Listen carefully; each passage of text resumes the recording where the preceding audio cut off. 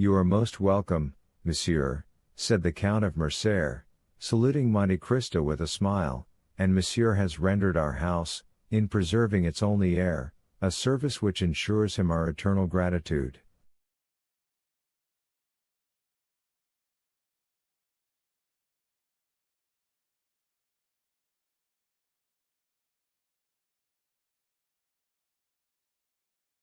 As he said these words, the Count of Mercer pointed to a chair, while he seated himself in another opposite the window.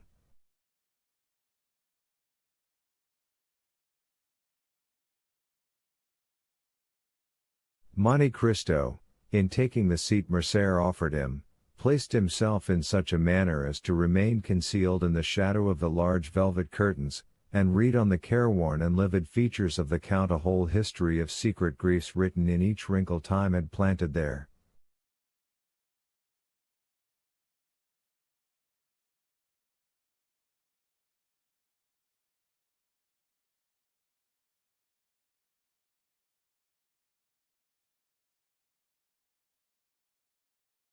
The Countess, said Mercer, was at her toilet when she was informed of the visit she was about to receive.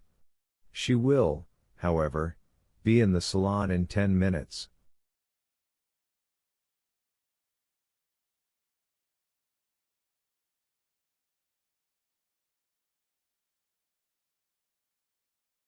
It is a great honor to me, returned Monte Cristo, to be thus, on the first day of my arrival in Paris, brought in contact with a man whose merit equals his reputation, and to whom fortune has for once been equitable. But has she not still on the plains of Mitidja, or in the mountains of Atlas, a marshal's staff to offer you?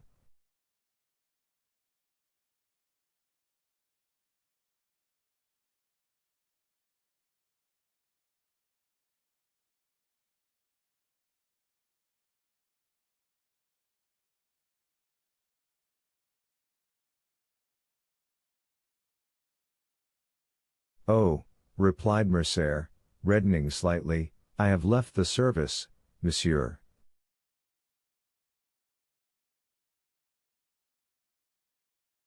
Made a peer at the Restoration, I served through the first campaign under the orders of Marshal Bourmont. I could, therefore, expect a higher rank, and who knows what might have happened had the elder branch remained on the throne?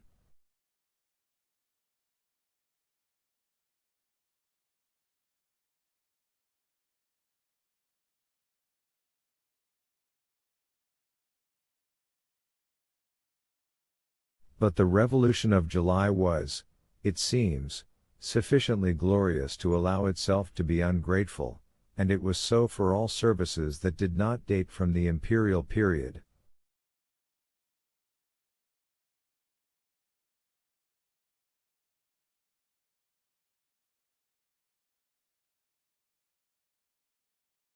I tendered my resignation, for when you have gained your epaulettes on the battlefield, you do not know how to maneuver on the slippery grounds of the salons.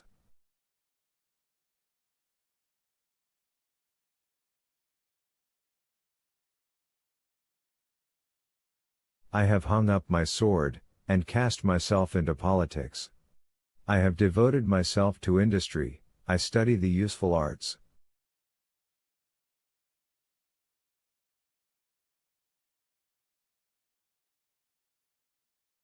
During the 20 years I served, I often wished to do so, but I had not the time.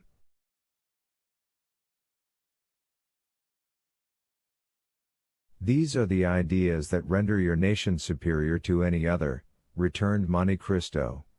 A gentleman of high birth, possessor of an ample fortune, you have consented to gain your promotion as an obscure soldier, step by step, this is uncommon, then become general, peer of France, commander of the Legion of Honor, you consent to again commence a second apprenticeship, without any other hope or any other desire than that of one day becoming useful to your fellow creatures.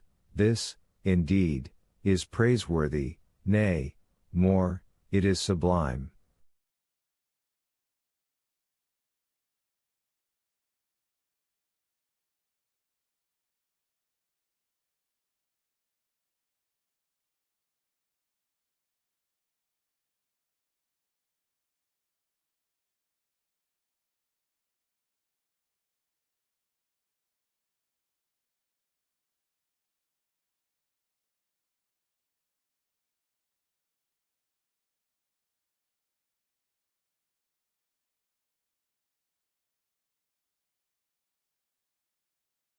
Albert looked on and listened with astonishment. He was not used to see Monte Cristo give vent to such bursts of enthusiasm.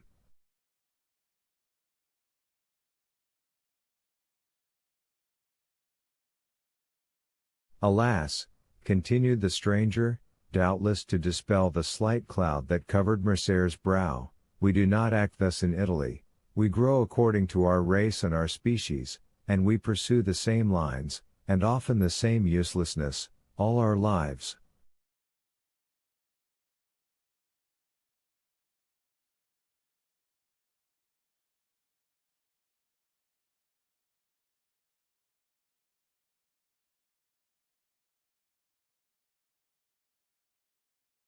But, monsieur, said the Count of Mercer, for a man of your merit, Italy is not a country, and France opens her arms to receive you. Respond to her call.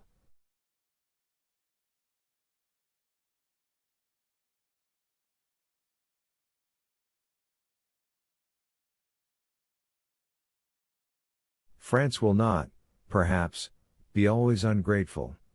She treats her children ill, but she always welcomes strangers.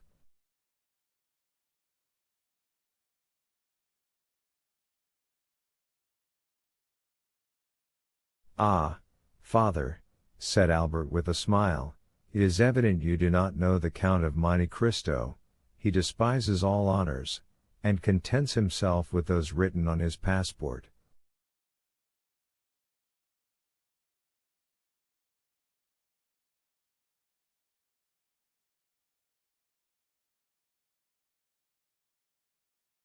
That is the most just remark, replied the stranger, I ever heard made concerning myself.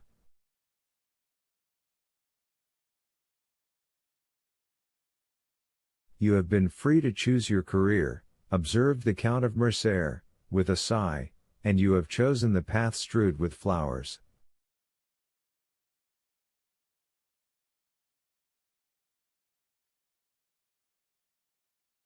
Precisely, monsieur, replied Monte Cristo with one of those smiles that a painter could never represent or a physiologist analyze.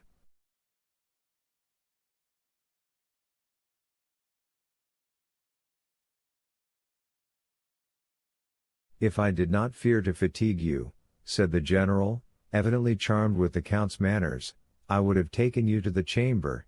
There is a debate very curious to those who are strangers to our modern senators.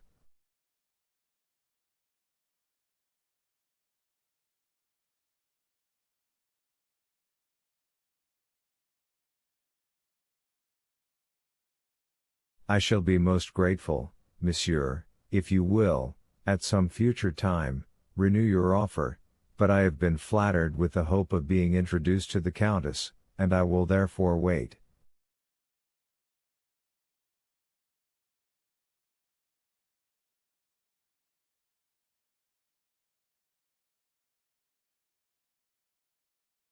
Ah, here's my mother, cried the Viscount.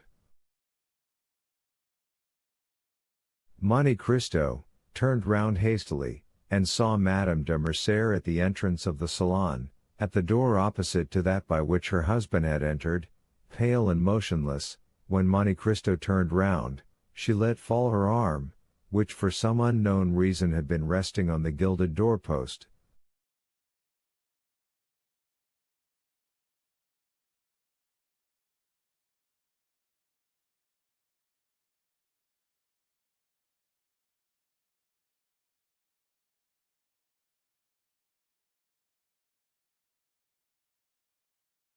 She had been there some moments, and had heard the last words of the visitor.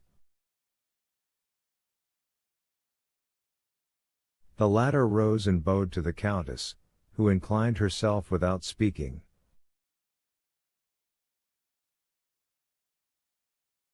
Ah, good heavens, madam, said the Count, are you ill, or is it the heat of the room that affects you?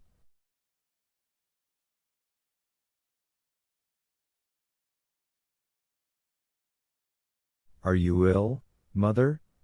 cried the Viscount, springing towards her.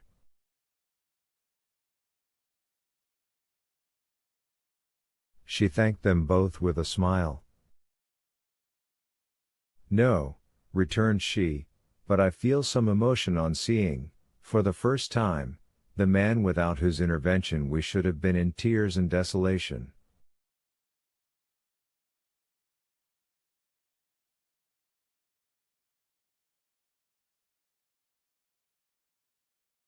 Monsieur, continued the Countess, advancing with the majesty of a queen, I owe to you the life of my son, and for this I bless you.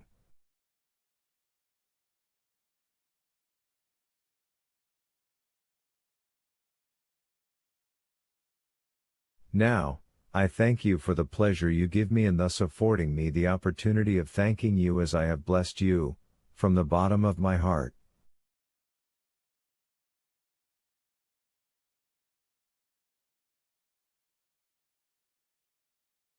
The Count bowed again, but lower than before, he was even paler than Mercedes.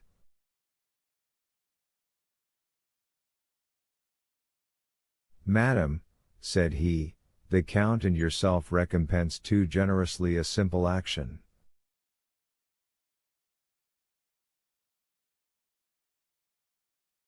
To save a man, to spare a father's feelings, or a mother's sensibility, is not to do a good action, but a simple deed of humanity.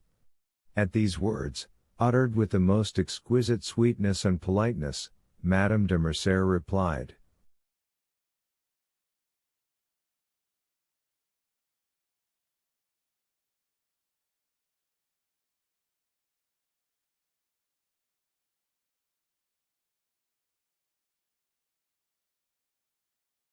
It is very fortunate for my son, monsieur, that he found such a friend, and I thank God that things are thus.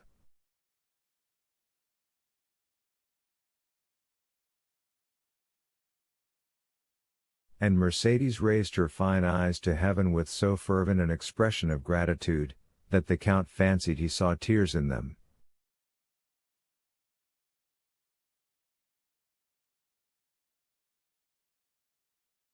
M. de Morcerf approached her.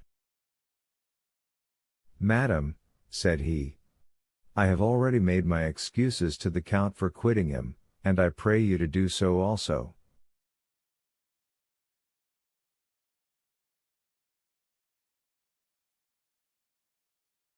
The sitting commences at 2, it is now 3, and I am to speak. Go, then, and Monsieur and I will strive our best to forget your absence, replied the Countess, with the same tone of deep feeling. Monsieur, continued she, turning to Monte Cristo, will you do us the honor of passing the rest of the day with us?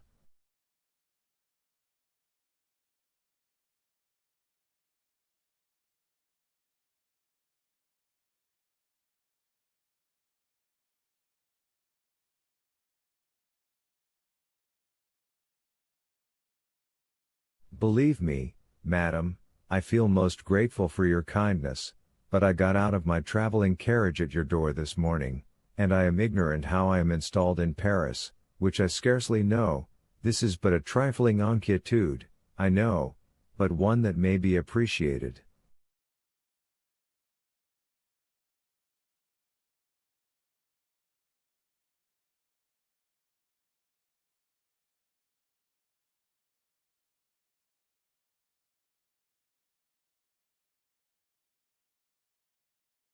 We shall have the pleasure another time, said the Countess, you promise that?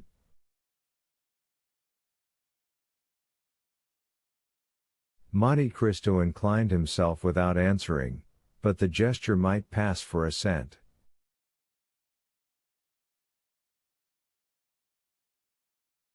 I will not detain you, monsieur, continued the Countess, I would not have our gratitude become indiscreet or importunate.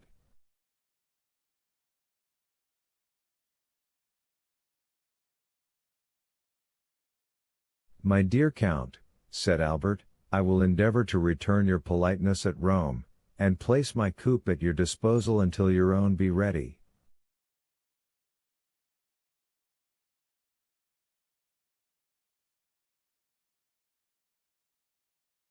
"1,000 thanks for your kindness, Viscount," returned the Count of Monte Cristo, "but I suppose that Bertuccio has suitably employed the 4 hours and a half I have given him, and that I shall find a carriage of some sort ready at the door."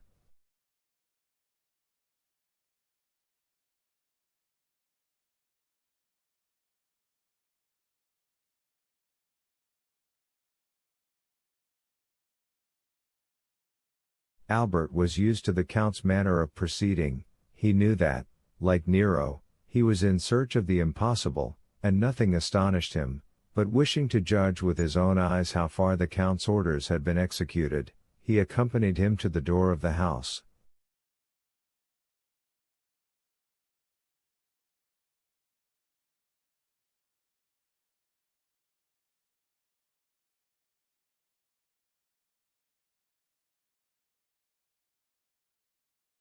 Monte Cristo was not deceived. As soon as he appeared in the Count of Mercer's antechamber, a footman, the same who at Rome had brought the Count's card to the two young men, and announced his visit, sprang into the vestibule, and when he arrived at the door the illustrious traveler found his carriage awaiting him.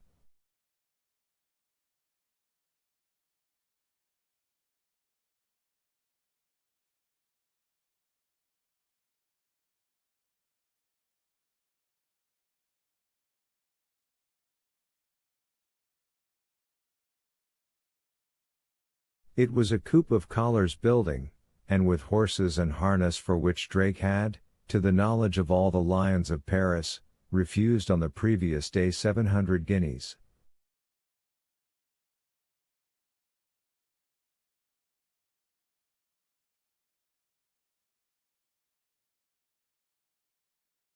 "Monsieur," said the Count to Albert, "I do not ask you to accompany me to my house, as I can only show you a habitation fitted up in a hurry, and I have, as you know, a reputation to keep up as regards not being taken by surprise."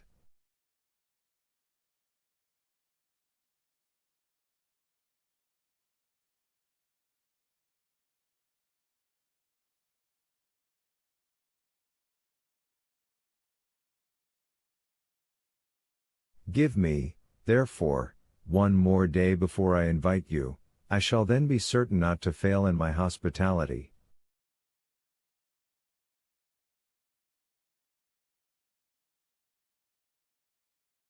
"If you ask me for a day, Count, I know what to anticipate. It will not be a house I shall see, but a palace."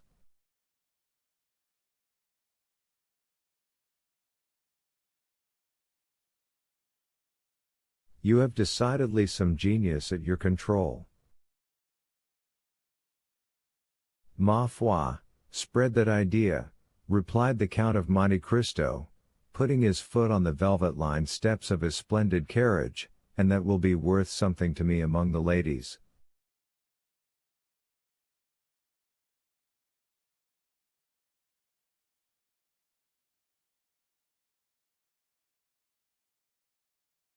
As he spoke, he sprang into the vehicle. The door was closed, but not so rapidly that Monte Cristo failed to perceive the almost imperceptible movement which stirred the curtains of the apartment in which he had left Madame de Mercer.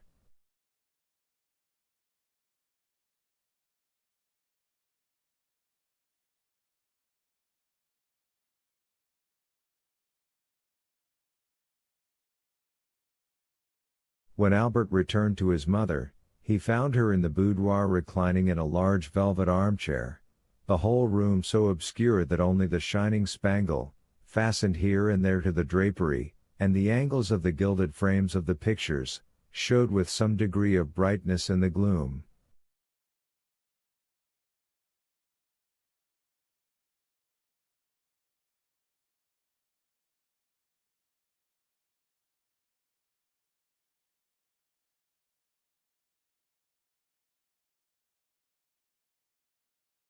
Albert could not see the face of the Countess, as it was covered with a thin veil she had put on her head, and which fell over her features in misty folds, but it seemed to him as though her voice had altered. He could distinguish amid the perfumes of the roses and heliotropes in the flower stands, the sharp and fragrant odor of volatile salts, and he noticed in one of the chased cups on the mantelpiece the Countess's smelling bottle, taken from its shagreen case, and exclaimed in a tone of uneasiness, as he entered, "My dear mother, have you been ill during my absence?"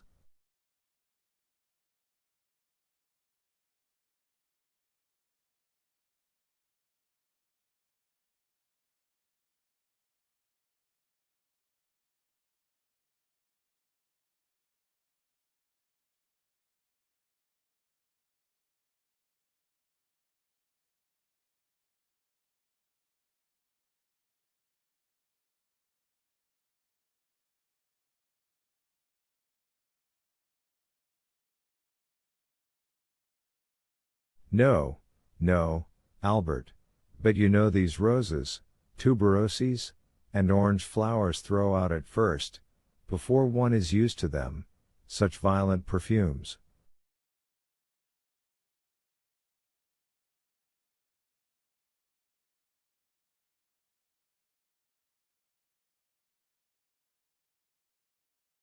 "Then, my dear mother," said Albert, putting his hand to the bell, "they must be taken into the antechamber. You are really ill, and just now were so pale as you came into the room."